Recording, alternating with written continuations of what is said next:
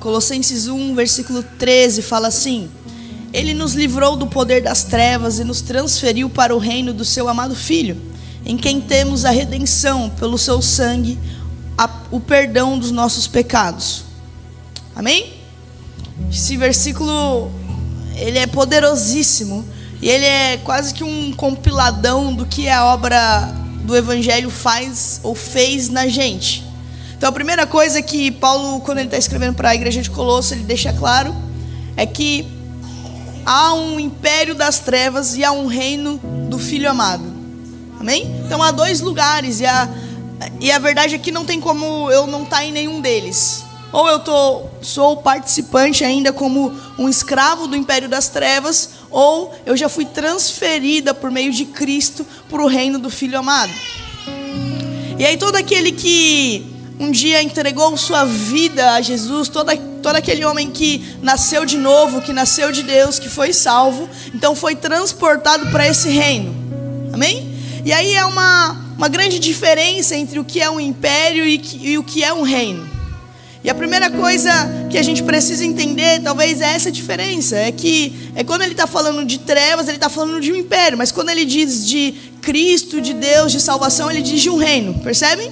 E aí, qual que é o ponto? O ponto é que no reino há filhos e no império há escravos. Só que, gente, é muito poderoso quando a gente entende onde nós estamos em Cristo.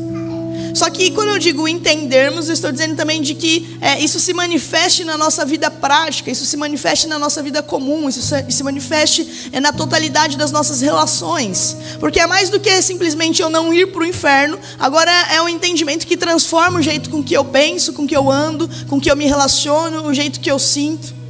Está entendendo? Porque estar no reino do Filho amado, ou no reino do Filho do seu amor, é dizer que eu não sou mais escravo, mas agora eu sou filha de Deus. É dizer agora então que eu não sou mais refém de uma escravidão ou de uma falta, mas agora eu sou coerdeira com Cristo. E isso precisa mudar o jeito com que a gente vive, isso precisa mudar o jeito com que a gente pensa, isso precisa mudar o jeito que a gente se relaciona. Então quando o povo lá no Egito, eles foram libertos, por Moisés, a gente vê lá que eles passaram 430 anos de escravidão no Egito. De repente Moisés vem como um libertador. Acontece lá as 10 pragas, eles atravessam o Mar Vermelho, o mar se abre. E aí no deserto eles começam a ter alguns questionamentos. Eles começam a olhar um para os outros e falar assim: a gente tem saudade das cebolas do Egito. Eles começam a olhar um para os outros e começam a murmurar e falar assim: nossa, mas só tem maná todo dia. A gente queria comer carne. Aí vem as codornizes e eles murmuram depois por algum outro motivo. E aí a gente começa a perceber que o povo saiu do Egito, mas o Egito não saiu do povo. Então eles começam a olhar para si no deserto, não sendo mais escravos, não estando mais debaixo do jugo de Faraó, mas eles começam a olhar e falar assim: a gente tinha saudade de Faraó. Por quê? Porque eles saíram de uma geografia, mas eles não entenderam e eles não se deixaram ser transformados pela nova realidade em que eles estavam sendo postos. Deus fala assim: vocês vão para uma terra e vocês vão herdar essa terra. E só um filho pode herdar a terra, amém? Então Deus estava colocando eles agora nesse local onde eles não conquistariam com a força do braço, eles herdariam de Deus. Só que eles não conseguem tirar essa mente de escravidão deles. É como se no meio do deserto um olhasse para o outro e visse escravos ainda entre eles. É como se eles tivessem saído do Egito, mas eles permaneciam numa cultura de escravidão. Eles sentissem ainda como os escravos sentem, eles pensassem ainda como os escravos pensam. É como se eles se relacionassem ainda como os escravos se relacionam. E talvez uma das grandes marcas da escravidão é a escassez. Porque se você é um escravo, você não tem nada. Nem a si mesmo você tem. Tudo é de um Senhor. E aí eles começam a olhar para si. Então quando eles veem o maná e eles enjoam, eles começam a murmurar. Eles começam a ter medo de passar fome. Porque a cabeça deles, o modo de pensar ainda não tirou o Egito. Está entendendo? O escravo sempre se move com medo com medo da escassez. O filho se move com a certeza da provisão. E eu temo que nas nossas relações, ou eu temo que em nós, a gente tenha de fato já sido transferido e retirado por Cristo, por meio da obra da cruz, do império das trevas, e a gente tenha sido colocado no reino do Filho amado, mas que a gente ainda tenha marcas, ou uma cultura, ou um modo de pensar de escravidão dentro de nós. Então a gente vai sempre ter medo da escassez. A gente tem pouca certeza da provisão. A gente tem mais medo da falta do que se lembra talvez de que pai que daria pedra para o filho que pede pão. Então dentro de nós ou entre nós ainda há marcas, ainda há uma cultura de escravos. Ainda há marcas e ainda há um modo de pensar que um escravo pensaria. Então, embora a gente tenha sido salvo por Cristo, embora a gente tenha sido colocado no reino do Filho amado, a gente ainda age como se estivesse no império das trevas. A gente ainda age como se estivéssemos debaixo de um jugo de império das trevas. Só que, vocês estão entendendo? Parece que até a salvação, ou até o que Cristo fez em mim, é mais no campo, a gente deixou mais no campo da espiritualidade e do intangível, do que na manifestação da nossa carne. Só que Cristo ele veio para que na nossa vida, hoje e agora, Ele pudesse manifestar o que fez em nós, o que aconteceu no nosso espírito. A gente estava conversando isso um pouquinho no Big School, que é Deus, Ele é onipresente, mas Ele habita no hoje. Estão entendendo? Jesus sabe que Lázaro vai ressuscitar, mas Ele chora diante da família de Lázaro. Ou seja, é necessário que haja uma manifestação na nossa vida agora, hoje. Deus ele não está simplesmente na sua onipresença, na sua onisciência, conhecedor de todas as coisas e não habita conosco hoje. Ele decide que a presença de Deus nos transforme e que isso seja frutífero na nossa vida natural e comum. Ele deseja que essa retirada do império das trevas e nos colocar no reino do Filho amado agora se manifeste de algum modo na nossa vida hoje. Se manifeste de algum modo, não simplesmente no nosso espírito, mas na nossa carne, na nossa alma. Que a gente pense de um jeito novo, que a gente sinta de um jeito novo, que a gente olhe um para o outro e não encontre escravos entre nós, que a gente olhe um para o outro e encontre filhos. E o que é a marca do filho? Ou o que é a marca de uma família real? A gente estava conversando hoje de manhã, e a verdade é que a gente nunca passou por uma monarquia. Então a gente tem essa ideia de realeza, de rei, é quase que como uma história distante. Mas se a gente tivesse nascido na Inglaterra, e lá tem a família real, o que faz o príncipe ser um príncipe é simplesmente porque ele nasceu na família real. Ele não fez nada que comprovou que ele é bom, ou ele não fez nada que comprovou que ele é ruim. Ele só nasceu naquela família. E isso faz dele parte da família real. Isso faz dele participante do reino. Então o que te habilita, ou o que a gente precisa entender de onde fomos colocados, não é o que fizemos, ou o que precisamos fazer, ou o que precisamos produzir, ou o quanto precisamos produzir. É simplesmente o fato de termos nascido de Deus. E isso significa agora que participamos, ou estamos dentro do reino do Filho amado. Não porque fizemos algo, não porque batemos uma meta, não porque erramos, nem porque acertamos demais. Simplesmente porque nascemos. E nascemos dele. E aí agora, aquilo que fazemos ou deixamos de fazer não diz a condição de quem nascemos. Estão entendendo? Então, embora você possa errar, embora eu erre, isso não muda o fato de que nasci. Isso não muda o fato de que nasci dele.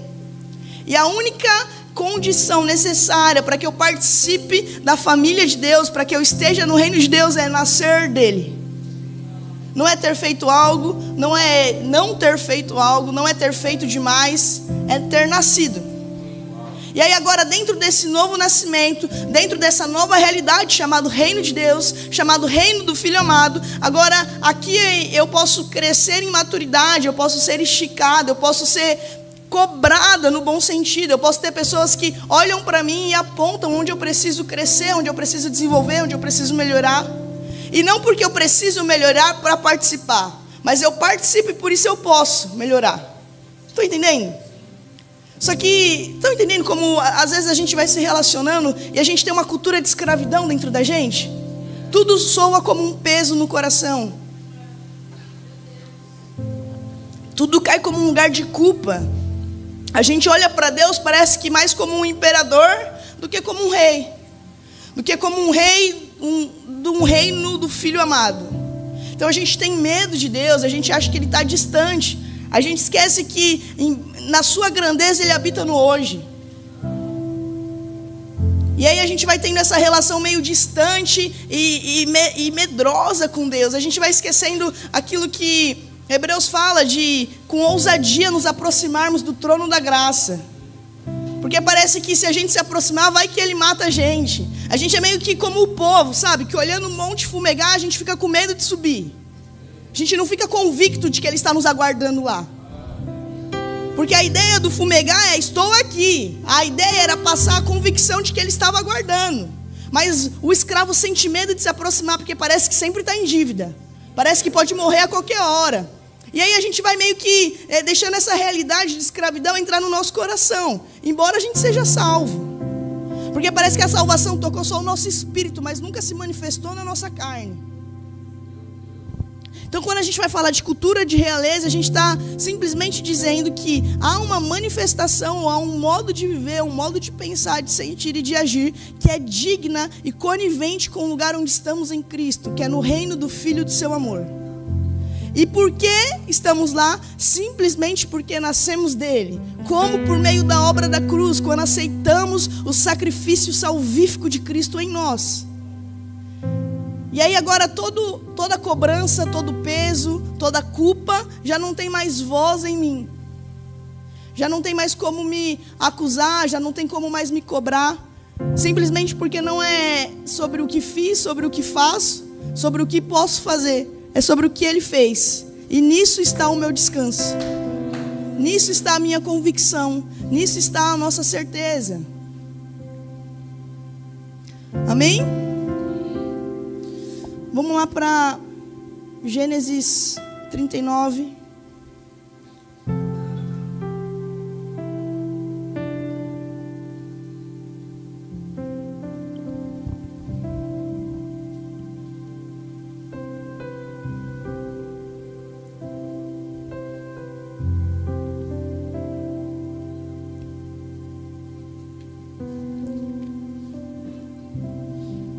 Gente, entender isso muda a forma com que a gente lidar em todos os aspectos da nossa vida.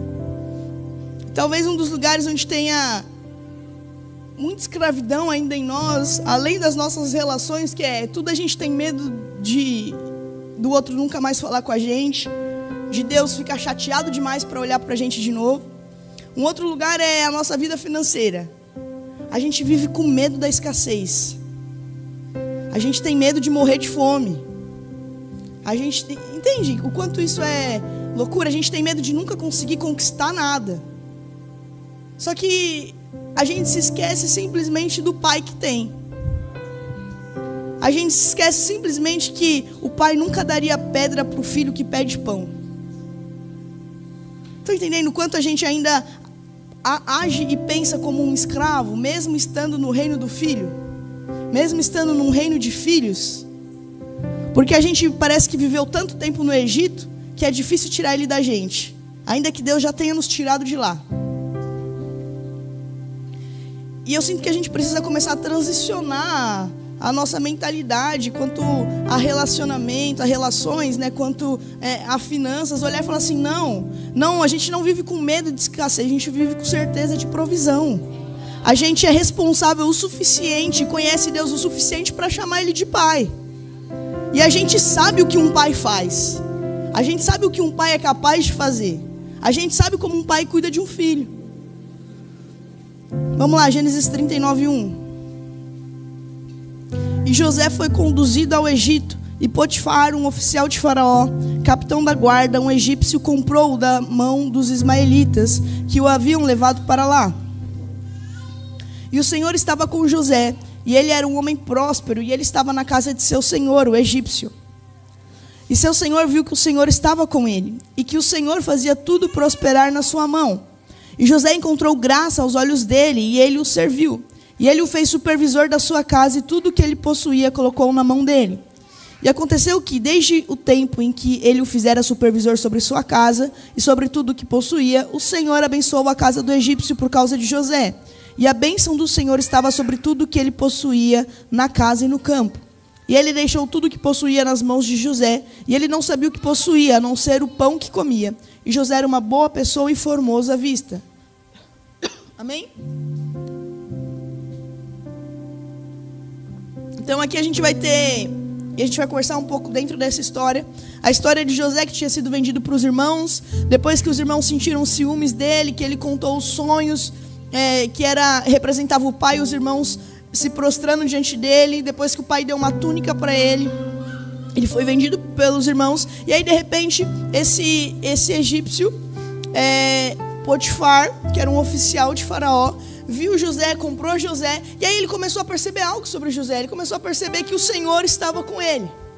E ele começou a perceber que o Senhor estava com ele, e tudo onde José colocava a mão prosperava. E aí ele começou a perceber então que, porque José estava na casa dele, a casa dele era abençoada. E aí fala então que Potifar coloca tudo nas mãos de José, a ponto de Potifar já nem saber mais o que ele tem ou o que não tem, porque quem administra agora e quem cuida é José. Potifar fala que Potifar sabia apenas o que ele ia comer na hora, o pão que ele comia, apenas o cardápio do dia, vamos dizer assim. Só que, gente, olha que doideira isso. É um escravo, é alguém que acabou de ser comprado como escravo, foi colocado na casa de Potifar e agora da casa já é o maior homem que tem. Estão entendendo? O que é isso? É José olhando para ele quando ele foi vendido e não ficou chorando. Na verdade, ele começou talvez a pensar e se lembrar do sonho, da visão e do que Deus tinha dito. Então ele começava a ter uma convicção dentro dele. José olhando para as circunstâncias ao redor e falando assim: elas não me definem, porque eu sei o Deus que tenho, eu sei quem é de fato meu Senhor. Porque às vezes a gente quer viver realeza dependendo de onde estamos, dependendo do que está acontecendo ao nosso redor. A gente se sente mais ou menos digno, dependendo do que aconteceu, do tipo de estação que a gente está passando, do tipo de problema que a gente tem. Porque parece que tudo pode ir moldando as nossas convicções. Só que se molda não é convicção. E aí José é esse homem que acabou de ser comprado como escravo, mas tem uma convicção guardada dentro dele. E o Senhor abençoa tudo onde ele põe a mão, embora ele seja só o escravo de Potifar. Tá entendendo? E acho que esse é um ponto muito importante, que é o jeito que eu penso sobre mim, eu começo a agir. Às vezes, eu vejo muito isso. Às vezes tem pessoas que recebem palavras de Deus, ouvem coisas poderosas de Deus sobre o que elas são, ou sobre o que elas precisam fazer, ou sobre onde elas vão. Só que há um grande problema, às vezes, que é o que elas pensam de si mesmas. Porque isso começa a limitar todo o jeito com que ela vive. Porque se José olha para ele e fala assim: eu sou só um escravo, ele nunca consegue governar a casa de Potifar. Só que José olha para si e fala assim: eu sou um homem de governo, e eu sei o que Deus me disse. Porque a convicção, ou o jeito que eu me enxergo, diz o jeito com que eu ajo. Diz a minha forma de agir, a minha forma de andar, a minha forma de pensar. A ponto de, olha que doido isso, gente. O que acontece quando Jesus ele é tentado no deserto, o diabo chega e a forma com que o diabo tenta tentar Jesus, a forma com que o diabo tenta Jesus falando assim: se tu és filho, o que o diabo tenta fazer é mexer na convicção que ele tem de si mesmo. Porque se mexer na convicção que ele tem de si mesmo, começa a mexer no jeito com que ele andava, começa a mudar o jeito com que ele pensa. Estão entendendo? Então, a gente tem uma grande dificuldade, que a gente quer que o outro acredite na gente, mas a gente nem sabe quem somos. E aí, na verdade, não é que a gente quer que o outro acredite na gente, a gente quer que o outro diga quem somos.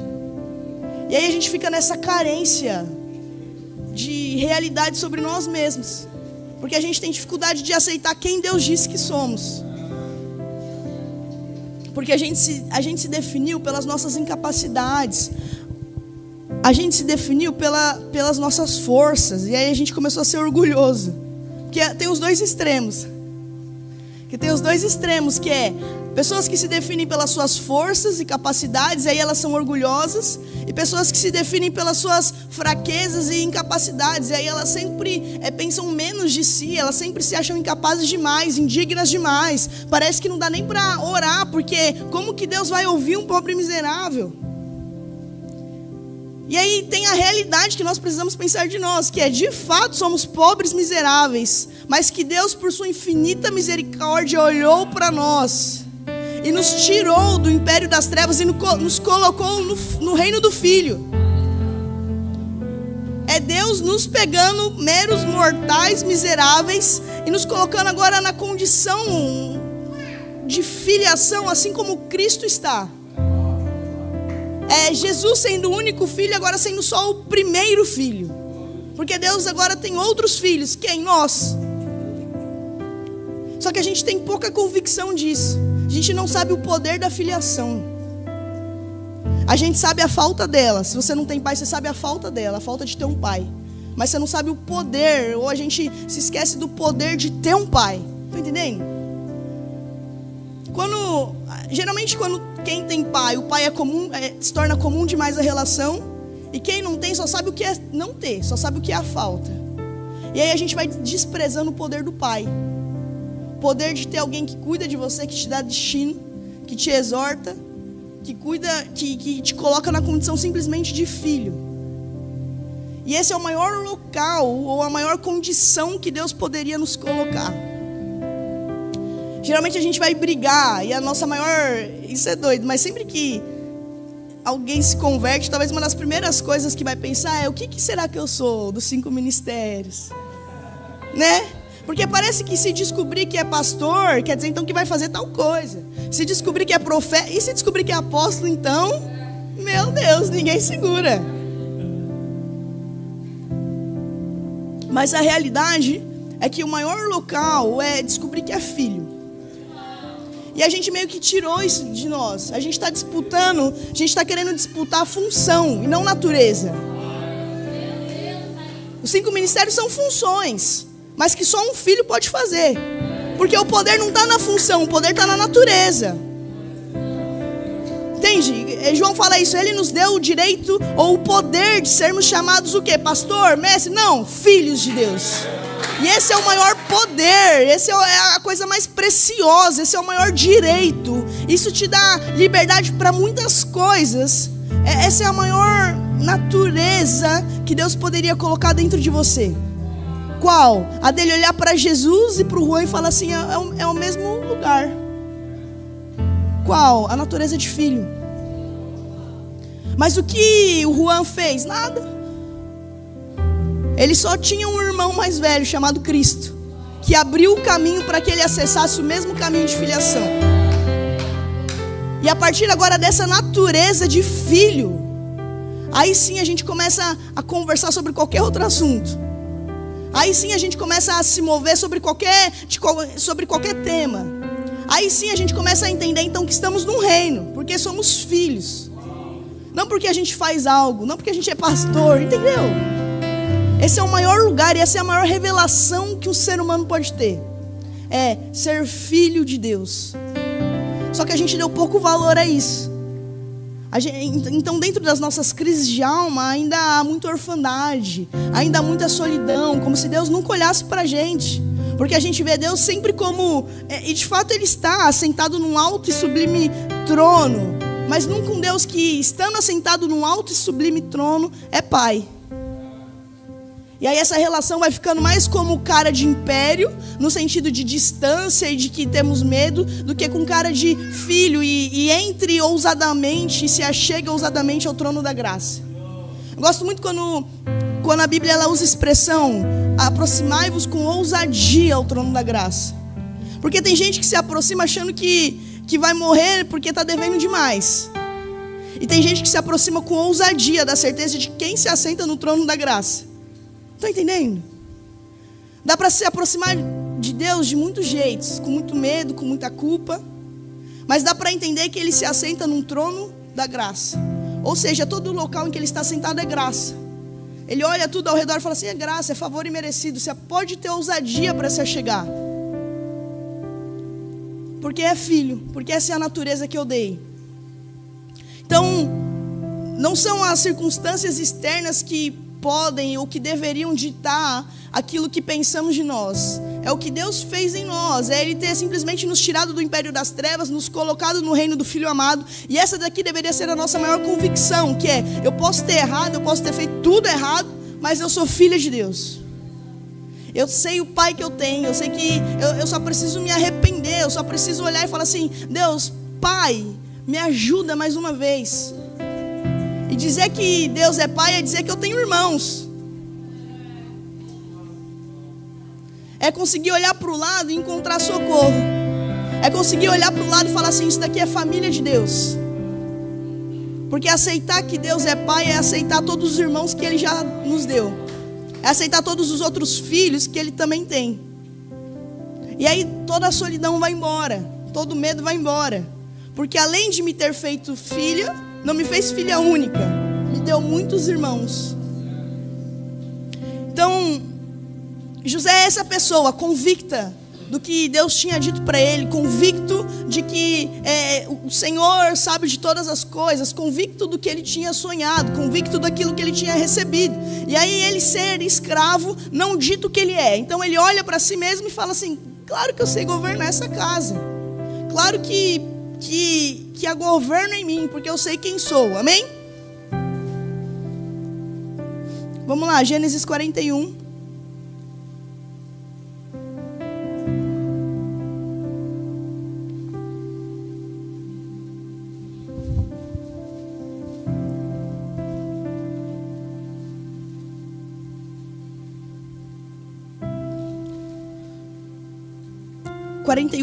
Que fala assim: José disse a Faraó: o sonho de Faraó é um. Deus mostrou a Faraó o que ele está para fazer. As 7 vacas boas são 7 anos, e as 7 espigas boas são 7 anos. O sonho é um. As 7 vacas magras e feias à vista que saíram depois delas são 7 anos, e as 7 espigas vazias queimadas do vento oriental serão 7 anos de fome. Isto é o que eu tenho para falar a Faraó. O que Deus está prestes a fazer, Ele mostrou a Faraó. Eis que vem 7 anos de grande fartura em toda a terra do Egito. E depois dele surgirão 7 anos de fome, e toda a fartura será esquecida na terra do Egito, e a fome consumirá a terra. E a fartura não será conhecida na terra por causa da fome que seguirá, pois esta será muito grave. E por isso o sonho foi repetido a Faraó 2 vezes. É porque a coisa está estabelecida por Deus, e Deus em breve fará acontecer. Agora faça Faraó encontrar um homem prudente e sábio, e o coloque sobre a terra do Egito. Que Faraó o faça, e que ele nomeie oficiais sobre a terra, e que recolham 1/5 parte da terra do Egito nos 7 anos de fartura. E ajuntem eles todo o alimento desses bons anos que vêm, e amontoem trigo sob a mão de Faraó, e que guardem alimento nas cidades. E esse alimento será para o provimento da terra durante os 7 anos de fome que haverá na terra do Egito, para que a terra não pereça de fome. E a coisa foi boa aos olhos de Faraó e aos olhos de todos os seus servos. E Faraó disse aos seus servos: acharemos alguém como este homem, o homem em quem está o Espírito de Deus? E Faraó disse a José: visto que Deus te mostrou tudo isso, não há ninguém tão prudente e sábio como tu és. Tu estarás sobre a minha casa, de acordo com a tua palavra, todo o meu povo será governado. Somente no trono eu serei maior do que tu. E Faraó disse a José: vê, coloquei-te sobre toda a terra do Egito. E Faraó tomou o seu anel da sua mão e o colocou sobre a mão de José, e o vestiu com vestes de linho fino, e colocou um colar de ouro em volta do seu pescoço, e o fez subir na segunda carruagem que ele tinha, e clamavam adiante dele: ajoelhai, e ele o fez governador sobre toda a terra do Egito. E Faraó disse a José: eu sou Faraó, e sem ti nenhum homem levantará sua mão ou pé em toda a terra do Egito. Amém?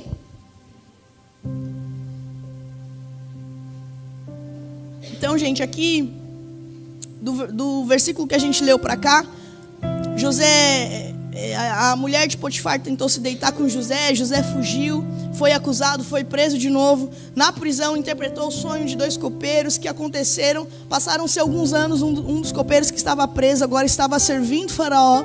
E aí Faraó teve um sonho, que é o sonho das 7 vacas gordas e das 7 vacas magras. E de repente o copeiro ouve isso e se lembra então de José. E fala assim para Faraó: quando eu estava preso, tinha um hebreu que estava preso lá e de fato ele interpretou o meu sonho. E o que ele interpretou aconteceu. O Faraó vai, manda chamar então José. José se arruma bonitinho, se apresenta. E aí começa a interpretar o sonho que Faraó tinha tido. E aí ele começa a falar então dos 7 anos de fartura, que são seguidos depois de 7 anos de escassez. E ele fala assim, que esse tempo de escassez seria tão profundo que nem a fartura o povo ia lembrar. Porque seria tanta escassez que ninguém ia se lembrar da bonança que teve. E aí ele começa a conversar com o faraó e ele não só interpreta o sonho. Mas José ele começa a falar assim, o sonho é esse, então um tempo de 7 anos de fartura, depois 7 anos de escassez. E aí José ele começa, ele fala isso e ele vai além disso. Ele fala assim, e eu sei o que é bom que a gente faça. Seria bom que a gente pegue uma quinta parte desses 7 anos de fartura e comece a estocar alimentos, estocar aquilo que a terra tem produzido para os 7 anos de escassez. E aí o faraó ele ouve isso e ele fica muito intrigado ou fica muito abismado, no sentido de, ele olha e fala assim, esse de fato é um homem em quem o Espírito de Deus está. O que eu quero que a gente entenda aqui é que isso daqui se chama sabedoria. E o que é sabedoria, gente? A gente às vezes confunde sabedoria com conhecimento. Só que sabedoria é algo prático. E eu temo que a gente esteja se tornando, ou seja, uma geração de muito conhecimento, mas pouca sabedoria. Por quê? Porque a gente consegue ter qualquer informação que a gente quiser na palma da nossa mão. A gente dá um Google, procura lá e fala, isso é isso. E aí a gente começou a ser aquele tipo de pessoa que em tudo dá pitaco, mas nunca construiu nada. Só que sabedoria, ou ser sábio, é um homem que constrói aquilo que conheceu. É quando todo o meu conhecimento de Deus, ele começa a ser manifestado na minha vida comum. É quando eu descubro que Deus é Jeová Jireh, então Ele é provedor, então eu confio em tudo que Ele tem provido para mim. Então eu começo a construir debaixo dessa revelação. Só que a gente está no meio de uma geração que dá pitaco em tudo, mas nunca construiu nada. Que está com 30, 40 anos, olhando e não conseguiu nem morar sozinho ainda. Mas a gente dá pitaco no jeito que a gente gosta da casa se fosse nossa. Está entendendo? Porque a gente não tem sabedoria. A gente está começando a ficar bêbado de conhecimento. Porque é um monte de conhecimento que não serve para nada. É um monte de conhecimento que não muda a sua vida em nada. É um monte de conhecimento, mas que você não construiu nada para saber. Você sabe se é ruim ou se é bom porque você vê a avaliação do Google.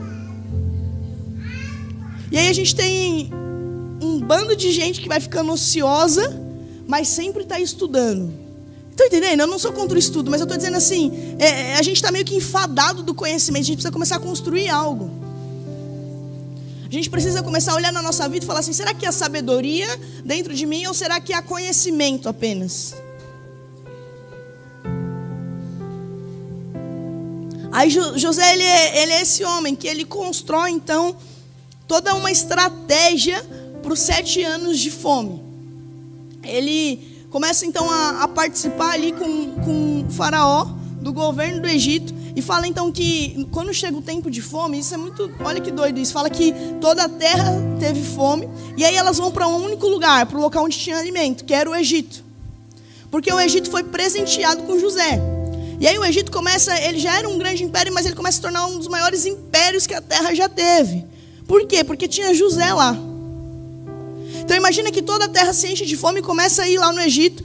E aí o que eles faziam? Tinha acabado o dinheiro do povo que estava com fome. E aí José falava assim, não tem problema, você leva alimento, mas me dá seus servos. Aí vinha um outro povo e falava assim, eu não tenho dinheiro, mas pode ficar com o meu gado.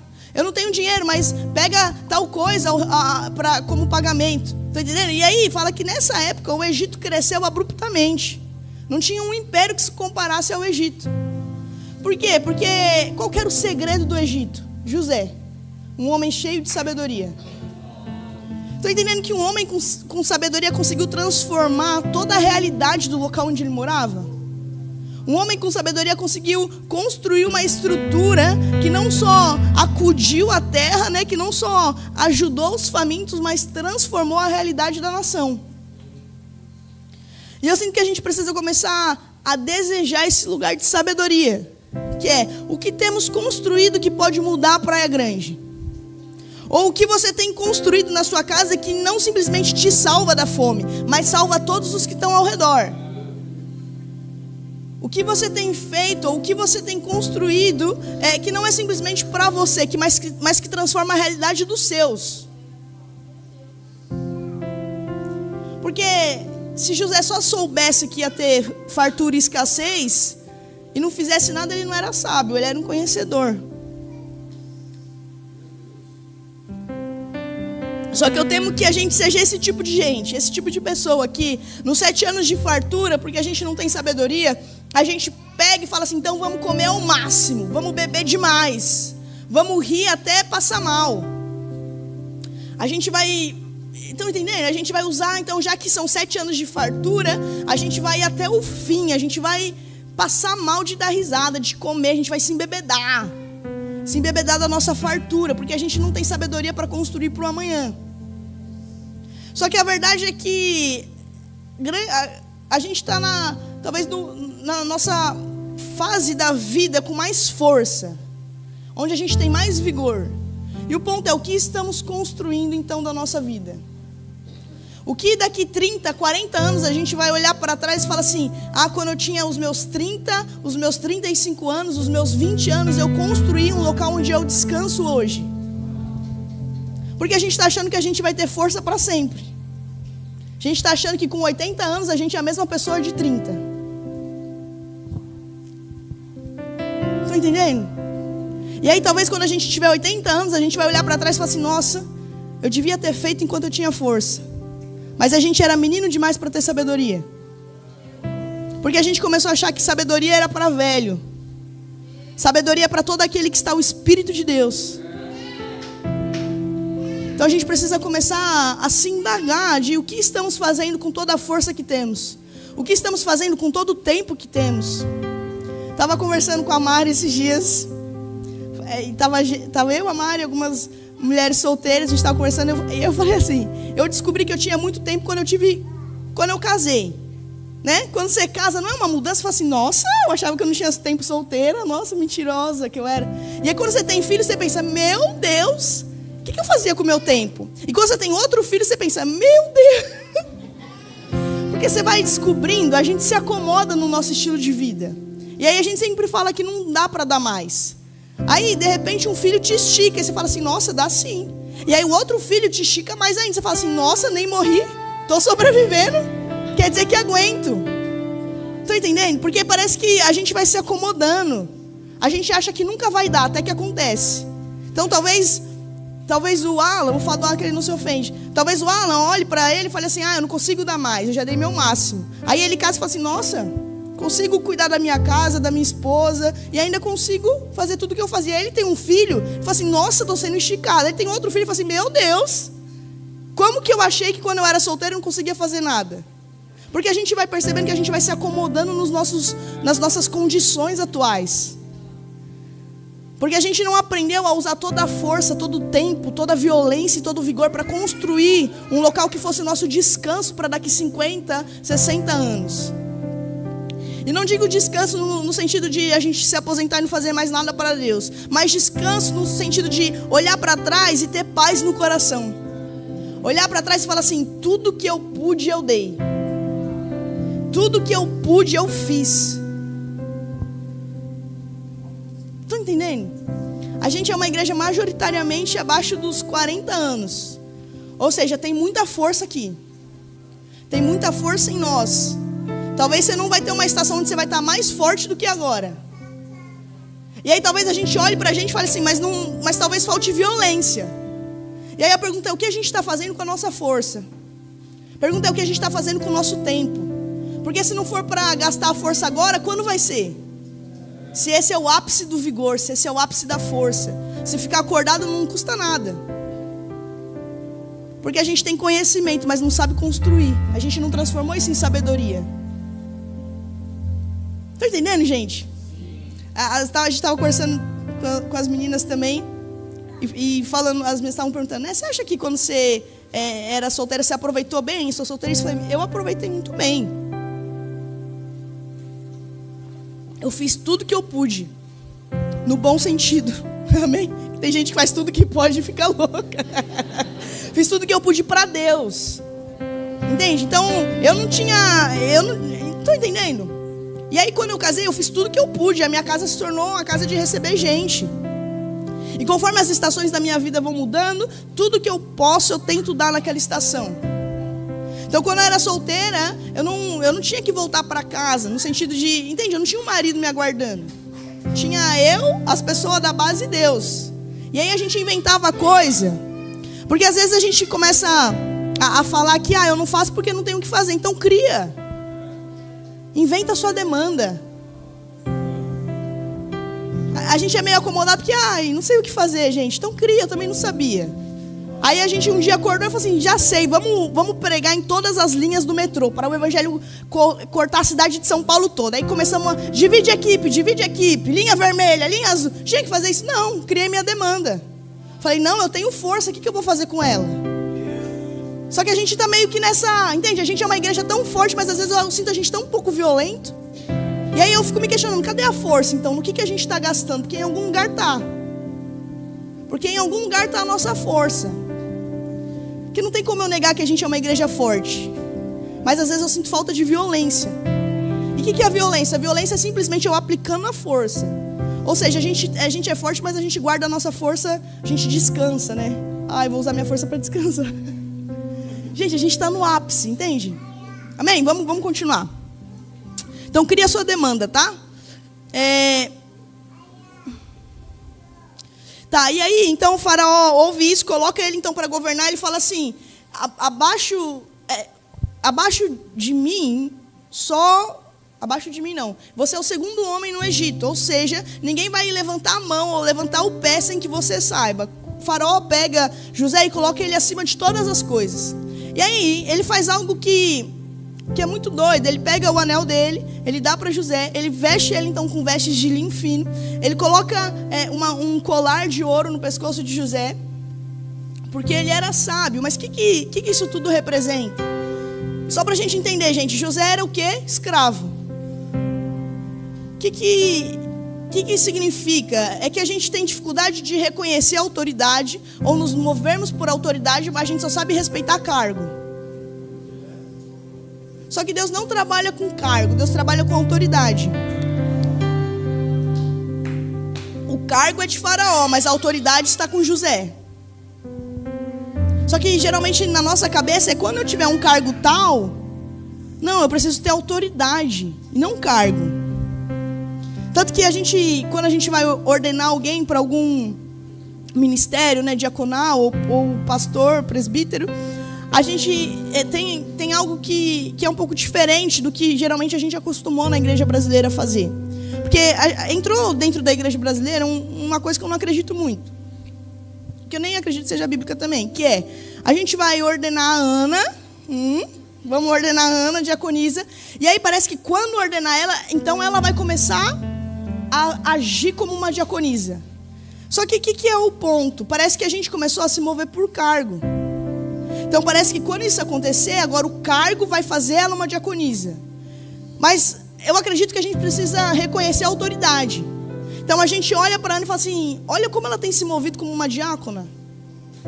E aí o olho simplesmente, ou a consagração simplesmente reconhece a autoridade que ela tem. Estão entendendo? E aí a gente para com essa disputa boba às vezes de cargo. A gente começa a olhar para nós e para a nossa vida e entender que sabedoria promove autoridade. Então, o homem, José, e ele ter sido sábio, ele ter sido prático naquilo que ele estava entendendo, fala que Faraó olha então e dá o anel do dedo dele para José. E o que é o anel? O anel antes funcionava como um selo. De vez a pessoa assinar, que nem a gente assina, ela ia lá e tinha um decreto, ela ia lá e colocava o anel. Estão comigo? Ele ia lá e colocava o anel, e isso era a assinatura dele. Então agora quem está com autoridade para dizer qualquer coisa é José. Porque toda a sabedoria promove a autoridade. Às vezes a gente não tem autoridade porque a gente não tem sabedoria. E se Deus der autoridade pra gente, a gente mata todo mundo, porque a gente age como tolo, tá entendendo? Então sabedoria promove autoridade. Quer crescer em autoridade? Cresce em sabedoria. Aí então o faraó vai dar o anel dele para José e fala assim, ó, você manda, você assina, você diz e retira a palavra. Fala que vai lá e veste ele com roupas de linho, ou seja, vai lá e embeleza ele, porque todo local de sabedoria é repleto de beleza. E vai lá e coloca um colar de ouro nele, que isso é honra. Toda sabedoria é agraciada com honra. Estão entendendo? Toda construção, isso é muito doido, mas toda construção que você olha e você fala assim, nossa, tem tanta sabedoria aqui, pode ter certeza que vai ser belo e é honrado. Porque a sabedoria promove esses dois lugares. E quem construiu está cheio de autoridade. Então a gente nunca consegue desvincular a sabedoria da honra, da beleza e desvincular de que o sábio não tem autoridade. Todo homem sábio tem autoridade. Porque a sabedoria, ela te promove, entre aspas, em autoridade. E o que você constrói, o jeito que ela é acompanhada é beleza e honra. E aí a gente precisa começar a olhar para a nossa vida e se perguntar quais áreas da minha vida tem beleza, quais áreas da minha vida são honradas e quais áreas da minha vida de fato há sabedoria. Porque eu temo que a gente tenha construído muito pouco a nossa vida debaixo de sabedoria. A gente tem se movido mais pela escassez, a gente tem se movido mais pela demanda do que por aquilo que vimos ou ouvimos de Deus. Sabe quando o faraó olha para José e fala assim, será que tem que ser esse homem que vai ficar aqui, que vai governar? Porque em toda a terra do Egito a gente não vai encontrar um outro homem que seja como esse, em quem está o Espírito de Deus. E aí Tiago fala isso, né? Fala assim, peça a Deus que dá sabedoria. Ou seja, como eu posso conseguir sabedoria? Ou qual o modo então de eu crescer em sabedoria? Então se sabedoria é tão importante, o que eu preciso fazer para ter? Aí a resposta é, peça a Deus. Peça a Deus que dá sabedoria sem medidas. Mas peça como um filho pede. Peça como quem conhece o pai que tem. Peça como quem entende a natureza, entende o local onde foi colocado. Peça como quem participa do reino do Filho amado. Peça como quem é parte desse reino de filhos do seu amor. Peça como quem sabe que vai receber.